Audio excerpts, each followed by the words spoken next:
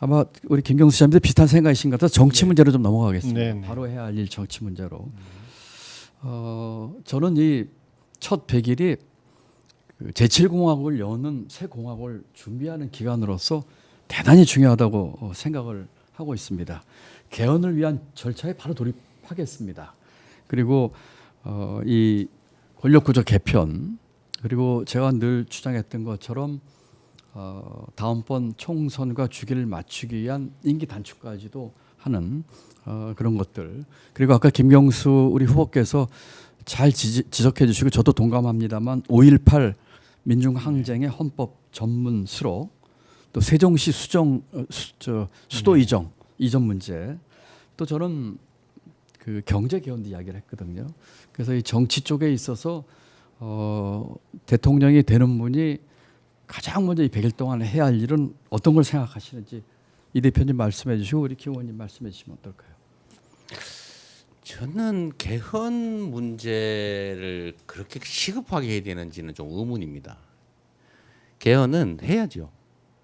개헌은 저는 뭐 대통령 중임제로 그다음에 국회의 권한을 좀 강화하는 방향으로 기본권을 강화하고 자치분권을 강화하고 뭐 5.18 정신을 헌법 전문에 심는다든지 뭐 이런 등등의 그때 대체적으로 얘기된 뭐 결선 투표제 도입이나 이런 거 해야 되는데 그게 예를 들면 지금 현재 국민들이 먹고 사는 문제에 직결된 것도 아니고 그 개헌된 그 헌법이 즉시 시행되는 것도 아니고 어차피 그 다음에 천천히 시행될 텐데 그건 좀 여유를 둬도 괜찮겠다. 일단 경제 민생 문제에 좀 집중할 필요가 있다고 생각하고요.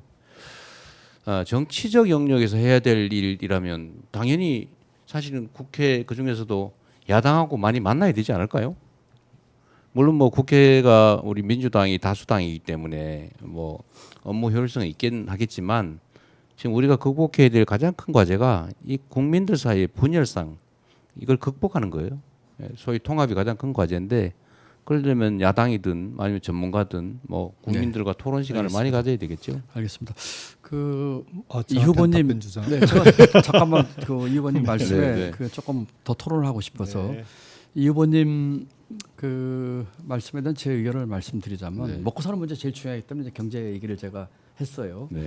그런데 역대 정부에서 대통령이 되고는 그 전에 약속한 개헌의 추진을 거의 하지 않았거나 또는 해도 이렇게 성공하지 못했습니다. 네.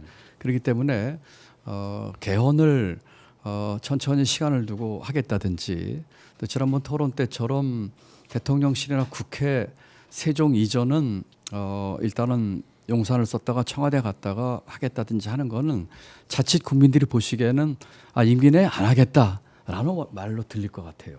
그래서 제가 다시 얘기를 또 드려서 그렇긴 합니다만 이미 3년 전에 대표님하고 저하고는 개헌과 임기 단축에 대해서는 100% 의견 동의를 하셨고 함께 추진하기로 했기 때문에 저는 이 문제에 있어서는 국민의 먹고 사는 문제는 먹고 사는 문제로 해결을 하고 이 정치적인 이런 문제는 시급하게 같이 했으면 하는 의지를 다시 한번 표명드려 말씀을 드리고요. 우리 김경수 후보님도 이 새 대통령이 100일 내에 네. 가장 빨리 할 정치적인 이슈 네. 말씀을 좀 해주시면 고맙겠습니다. 예.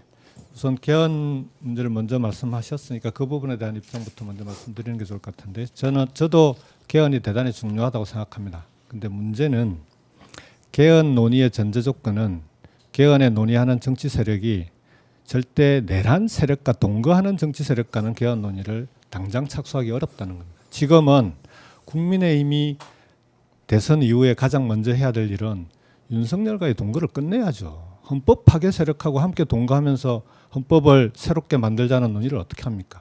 저는 국민의힘이 내란 세력과 결별하는 것이 우리 대한민국의 보수 정당을 새롭게 만들고 한국 정치를 바로 하는데도 대단히 중요하다. 그렇게 해야만 이후에 개헌 논의가 훨씬 신속하게 갈 겁니다. 안 그러면 지금 상태로 개헌 논의하면요.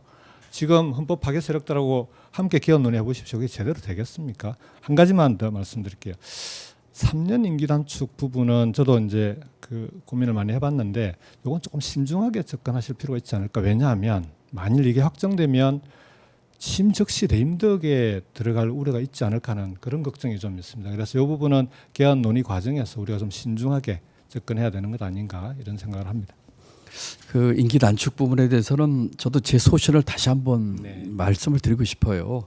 말씀드린 것처럼 우리 이재명 후보님과 3년 전에 임기 1년 단축을 이야기를 했죠. 그때는 이제 지방선거와 주기를 맞추자고 네. 이야기를 했죠. 이번에는 이제 총선과 맞추다 보니까 3년인데 이것은 이 일을 추진하겠다는 강력한 의지의 표현이고 약속인 것이죠.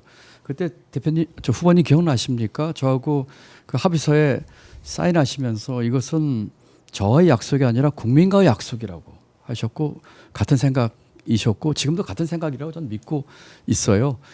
그런 의지를 보여주면서 추진하겠다고 하는 것이고 3년 레임덕은 저는 크게 걱정하지 않습니다. 네.